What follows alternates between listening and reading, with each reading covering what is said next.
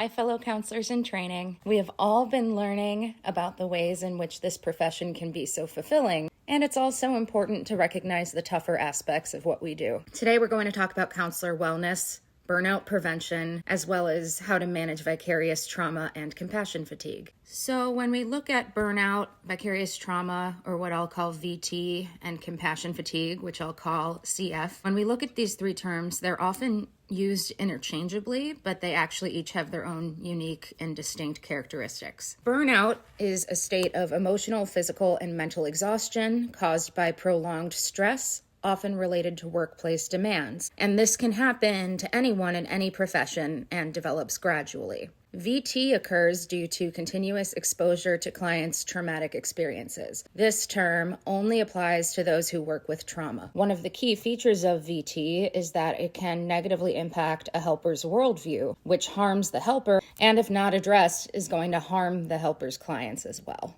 And finally, CF is almost an amalgamation of burnout and VT. So like burnout, it's a type of exhaustion that impacts someone physically, mentally, and emotionally. However, similar to VT, it applies specifically to those who are repeatedly exposed to the suffering of others.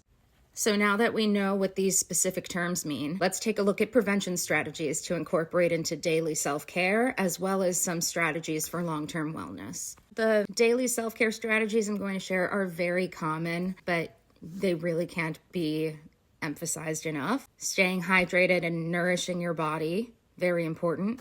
Incorporating movement that makes you feel good into your day, and practicing good sleep hygiene. These are all crucial. Looking at some long-term wellness strategies, here are a few I recommend. Take a look at your calendar and plan a vacation, at least one, or several, whatever works for you, and make sure it's within the next 12 months. You're going to also want to build a strong support system, both professionally and personally, and you're going to want to review your workload several times a year and adjust accordingly, and be really honest about it.